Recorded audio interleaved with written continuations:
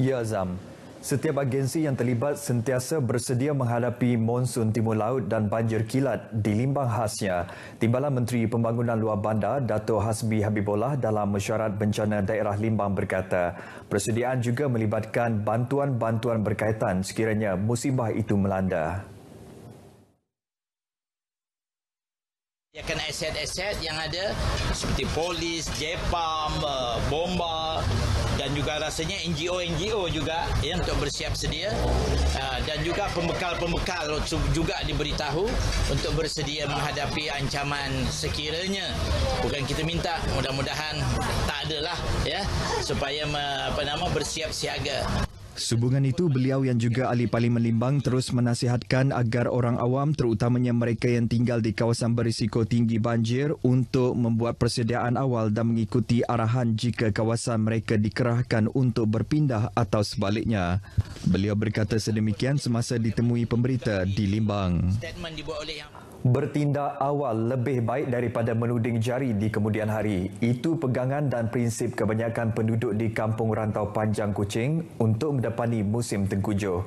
Ketua Kampung Latif Seman yang ditemui pemberita memberitahu lebih 200 ketua isi rumah di Kampung Terbabit pernah dilanda banjir sebelum ini yang berlaku hampir setiap tahun.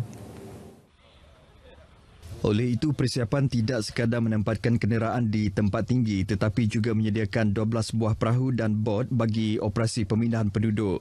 Ada menyediakan perahu untuk membuat mangsa-mangsa banjir, sementara pihak polis atau pihak APM, pihak tentera datang untuk membantu. Kami Jawatankuasa sudah menyediakan perahu untuk mangsa-mangsa banjir di Kampung Rantau Panjang.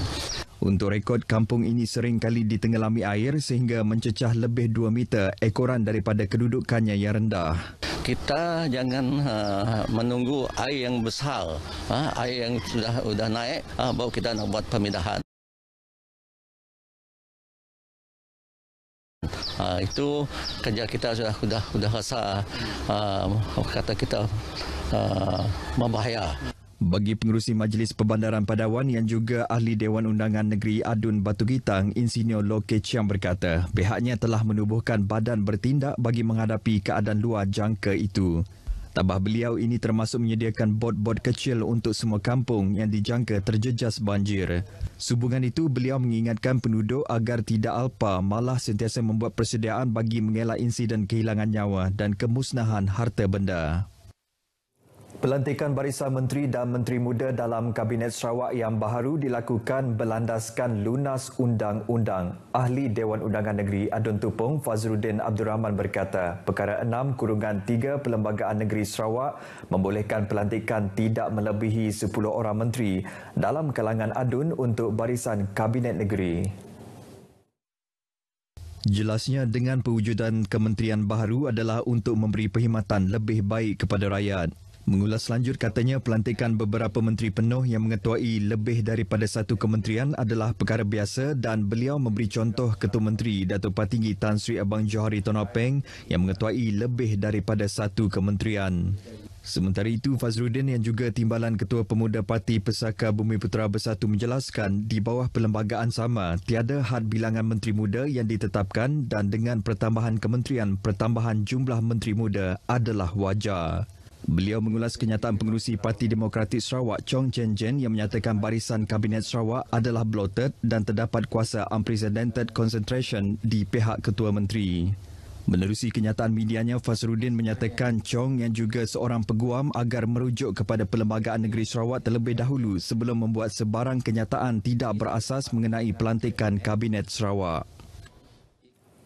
Persatuan Wartawan Utara Sarawak NSJA diseru terus melaksanakan tanggungjawab sosial korporat CSR mereka terhadap komuniti menerusi pelbagai program termasuk kempen derma darah bagi membantu meningkatkan bekalan darah di Hospital Miri. Menteri Pengangkutan yang juga ahli Dewan Undangan Negeri Adun Snadin, Datuk Sri Lee Kim Shin menyatakan ini berikutan bekalan darah sentiasa diperlukan khasnya di kawasan utara Sarawak yang turut merangkumi Marudi, Limbang dan Lawas. Datuk Seri Lee Kim Shen juga mendedahkan bahawa penggunaan bekalan darah di Hospital Miri pada tahun 2021 adalah 7,151 pain berbanding 7,001 pain darah pada tahun 2020. Jelasnya, Hospital Miri amat bergantung kepada banyak bekalan darah berikutan akan keperluan untuk kegunaan banyak kes kecemasan, cuti dan musim perayaan yang menyebabkan kekurangan kehadiran penderma darah. Beliau juga memuji usaha NSJA ini yang sentiasa aktif sehingga dianugerahkan sijil penganjur kempen derma darah responsif semasa Perintah Kawalan Pergerakan daripada Pusat Darah Negara Kementerian Kesihatan Malaysia pada sambutan Hari Penderma Darah Sedunia Peringkat Kebangsaan 2021. Baik saudara, sekian berita dari Sarawak. Kita kembali bersama Azam di Angkasa Puri. Silakan Azam.